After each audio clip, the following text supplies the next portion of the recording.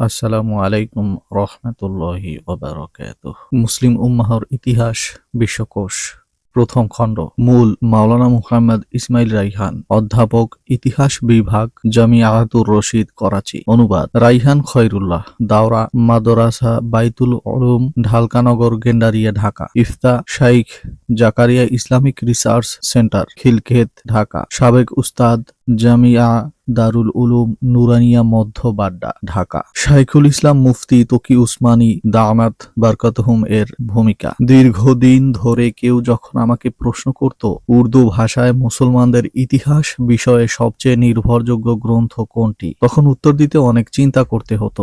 এজন্য নয় যে ইতিহাস বিষয়ে কোনো গ্রন্থ নেই, বরং এজন্য যে ঐতিহাসিক বর্ণনার ভাণ্ডার থেকে উদ্দিষ্ট মুক্তা অনুসন্ধানের কাজ অনেক পরিশ্রমের, আর বাজারে বিদ্যমান ইতিহাস গ্রন্থসমূহ এক্ষেত্রে অনেক দুর্বল। মাওলানা মহিউদ্দিন নদভী সাহেব রহিমাহুল্লাহ রচিত তারিখে ইসলাম নিঃসন্দেহে প্রশংসাযোগ্য। এ কারণে বাজারে বিদ্যমান বইসমূহের মধ্যে এটির কথাই প্রথমে মাথায় আসে। তেমনি মাওলানা আকবর শাহ খান নাজিবাদী রচিত তারিখে ইসলামও অনেক বিখ্যাত, কিন্তু এ দুটিতে বর্ণনাসমূহের যাচাই বাছাই কাঙ্ক্ষিত মাপকাঠিতে হয়নি। মূলত ইতিহাস শাস্ত্রকে নিয়মতান্ত্রিক শাস্ত্রের রূপ দেওয়ার দায়িত্ব ছিল মুসলমানদের আলেমদের।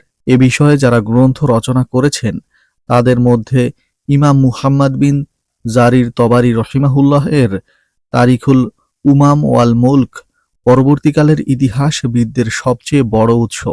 কিন্তু হাদিস শাস্ত্রের সাথে ইতিহাস শাস্ত্রের একটি বড় পার্থক্য হল, মুহাদ্দিসগণ শুরুতে তাদের দায়িত্ব হিসেবে সে সকল বর্ণনাকে সনদের সাথে একত্র করেছেন যেগুলো তাদের কাছে পৌঁছেছে।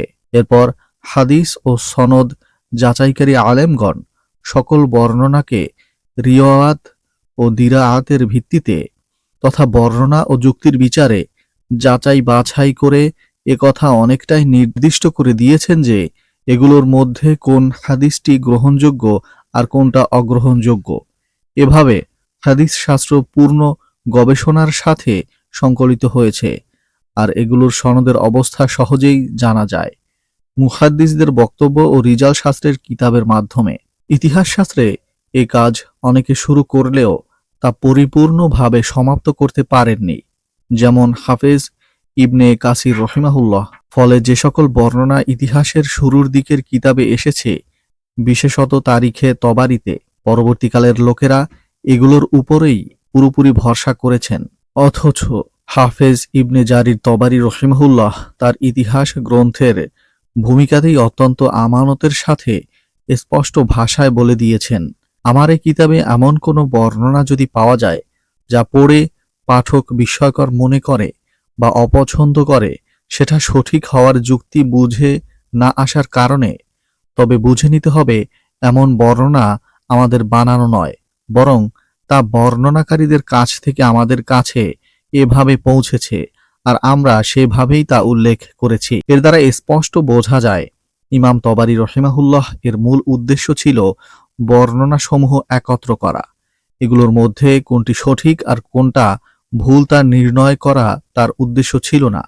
সঠিক ভুল নির্ণয় করার দায়িত্ব তিনি পরবর্তীকালের আলেমদের জন্য রেখে দিয়েছেন। কিন্তু আফসোসের বিষয় হল, বর্ণনাসমূহের যাচাই বাছাইয়ের কাজ পরিপূর্ণভাবে হয়নি। ফলে আমাদের ইতিহাসের নামে এমন অনেক কথা প্রসিদ্ধ হয়ে গেছে যা রিওয়ায়াত ও দিরাআতের বিচারে ভুল তো ছিলই, পাশাপাশি এর মাধ্যমে পূর্ববর্তী যুগের যে চিত্র সামনে এসেছে তা কোনোভাবেই তাদের সামগ্রিক অবস্থার সাথে সামঞ্জস্যশীল নয়। এভাবে সাহাবায়ে কেরামের মুশাজারা, পারস্পরিক যুদ্ধ বিগ্রহ এ ব্যাপারে ভুল ও পথভ্রষ্টকারী তথ্য ছড়িয়ে পড়ে, যা একদিকে বাড়াবাড়ি অপরদিকে ছাড়াছাড়ির পর্যায়ে ছিল। এজন্য উম্মতের আলেমদের বড় একটি দায়িত্ব ও ঋণ ছিল এ সকল ঐতিহাসিক বর্ণনাসমূহ যাচাই বাছাই করে এমন একটি ইতিহাস গ্রন্থ সংকলন করা যাতে কেবল উদ্ধৃত করার পরিবর্তে গবেষণা ও অনুসন্ধানের পদ্ধতি অবলম্বন করে যথাসম্ভব সহিহ বর্ণনাসমূহকে ভিত্তি বানানো হবে এবং দুর্বল ও ভুল বর্ণনাসমূহের খণ্ডন করা হবে। এ মহান দায়িত্ব পালনের জন্য উচ্চ যোগ্যতা, ইতিহাস, হাদিস, আসার, রিজাল শাস্ত্রের গভীর পাণ্ডিত্য, মধ্যপন্থা অবলম্বন, দৃঢ় আকীদা এবং স্থিরতার সাথে কাজ করার পাশাপাশি দীর্ঘ সময়ের প্রয়োজন ছিল। এজন্য বুঝতে পারছিলাম না এ দায়িত্ব কে পালন করবে আর এ ঋণ কে পরিশোধ করবে। বেশ কয়েক বছর আগে জামিয়াতুর রশিদের ইতিহাস বিভাগের উস্তাদ মাওলানা মুহাম্মদ ইসমাইল রাইহান সাহেব আমাকে জানান, তিনি ইতিহাসের উপর এমন একটি কাজ করতে চান। এ সংবাদ জেনে একদিকে খুশি হই, অপরদিকে অন্তরে এ দ্বিধাও থেকে যায় যে তিনি এ কাজের হক আদায় করতে পারবেন কিনা। কিন্তু এই তরুণ আলেম কয়েক বছর পরেই তারিখে উম্মতে মুসলিমা নামে তার সংকলিত গ্রন্থের ৩ খণ্ড আমার কাছে পাঠান। আজকাল সফর ও ব্যস্ততার কারণে আমি আমার আগ্রহের কিতাব পড়ার সুযোগও খুবই কম পাই। তবে এই কিতাব আমাকে কিছুদিনের জন্য বন্দী করে ফেলে। বিশেষ করে আমি উসমান রাদিয়াল্লাহু তাআলা আনহু থেকে আব্দুল্লাহ ইবনে জুবাইর রাদিয়াল্লাহু তাআলা আনহু এর যুগ পর্যন্ত পুরোপুরি পাঠ করি। আমি অত্যন্ত আনন্দিত হই যে আল্লাহ তাআলার বিশেষ অনুগ্রহে মুসলিম উম্মাহর ইতিহাসের এই নাজুক যুগের ব্যাপারে তিনি যেভাবে বর্ণনাসমূহ যাচাই বাছাই করে বাস্তবতা অনুসন্ধান করে বের করেছেন, তা আল্লাহর পক্ষ থেকে তার প্রতি বিশেষ রহমত। নবীজির সাহাবীরা সকলেই উম্মতের এমন খুঁটি যারা নবীদের পর শ্রেষ্ঠত্বের এমন অবস্থান অর্জন করেছেন যা বড় থেকে বড় আল্লাহর ওলিও অর্জন করতে পারবেন না। সাহাবীরা সকলেই সত্যের মাপকাঠি। এটি কেবল একটি অন্ধ আকীদা নয়, বরং এমন বাস্তবতা যার ব্যাপারে সাক্ষ্য দিয়েছে কুরআন মাজিদ ও রাসূলের হাদিস। যারা দুর্বল বর্ণনার উপর ভিত্তি করে কিছু সাহাবীর ব্যাপারে সমালোচনা করে, তারা মূলত নবীজির ব্যাপারে এ মন্দ ধারণা পোষণ করে যে তাকে আল্লাহ তাআলা তাজকিয়া, পরিশুদ্ধ করা, এর যে দায়িত্ব দিয়েছেন, যার কথা কুরআনে 4 স্থানে রয়েছে, তা তিনি পালন করতে ব্যর্থ হয়েছেন। তিনি সাহাবীদেরকে ক্ষমতা ও অর্থের লিপ্সা থেকে মুক্ত করতে পারেননি। নাউযু বিল্লাহ। সাহাবায়ে কেরামের তাজকিয়ার ব্যাপারে কুরআন সুন্নাহর স্পষ্ট নির্দেশনার মোকাবেলায় দুর্বল ঐতিহাসিক বর্ণনার উপর নির্ভর করা ইনসাফ ও যুক্তির কোনো পর্যায়েই পড়ে না। বলা হয়, যে সকল দুর্বল রাবীকে সাহাবীদের সমালোচনার ক্ষেত্রে অগ্রহণযোগ্য আখ্যা দেওয়া হয়, তাদের উপর ইতিহাসের অন্যান্য ঘটনার ভিত্তি রয়েছে। তাদের বর্ণনাকে অনির্ভরযোগ্য আখ্যা দিলে পুরো ইতিহাসই বাদ দিতে হবে। কিন্তু এ কথা যারা বলে তারা এই বাস্তবতা ভুলে যায় যে জীবনের সাধারণ ঘটনাবলী, যেগুলোর দ্বারা কোনো আকীদা প্রভাবিত হয় না, কোনো সর্বস্বীকৃত সত্য নাকচ করা হয় না এবং বর্ণনাকারীর মতবাদের সমর্থন হয় না, এমন ক্ষেত্রে দুর্বল রাবীর কথা গ্রহণযোগ্য হতে পারে। কিন্তু সেই রাবী যখন তার ভ্রান্ত মতবাদকে স্পষ্ট বা অস্পষ্টভাবে সমর্থনের জন্য এমন কোনো ঘটনা বর্ণনা করে যা সর্বজন স্বীকৃত বাস্তবতার বিপরীত হয়, তখন তা কিভাবে মেনে নেওয়া যায়? এর দৃষ্টান্ত হলো, আপনি প্রতিদিন পত্রিকায় এ ধরনের সংবাদ পাঠ করেন যে অমুক স্থানে ট্রেন দুর্ঘটনা ঘটেছে, অমুক স্থানে বাস উল্টে গেছে, অমুক জায়গায় শীত বৃদ্ধি পেয়েছে। তখন আপনার অনুসন্ধানের প্রয়োজন হয় না যে পত্রিকার এ সংবাদ কতটা নির্ভরযোগ্য। কিন্তু এই সংবাদদাতাই যদি রাষ্ট্রের কোনো বিশিষ্ট ও সম্ভ্রান্ত ব্যক্তির ব্যাপারে সংবাদ দেয় যে তিনি ঘুষ নিয়েছেন, তখন একজন সাধারণ মানুষও সংবাদটি বিশ্বাস করার আগে তার সত্যতা ও নির্ভরযোগ্যতা যাচাই করবে। শক্তিশালী দলিল ছাড়া তার সংবাদের উপর আস্থা পোষণ করবেন না। বিস্ময়ের ব্যাপার হলো, এই স্পষ্ট রীতি সাহাবায়ে কেরামের ক্ষেত্রে ভুলে যাওয়া হয় এবং বলা হয়, দুর্বল থেকে দুর্বলতর রাবীও যদি কোনো সাহাবীর দিকে মন্দ কাজের তথ্য দেয়, তবে তা সঠিক মনে করো। নাউযু বিল্লাহ।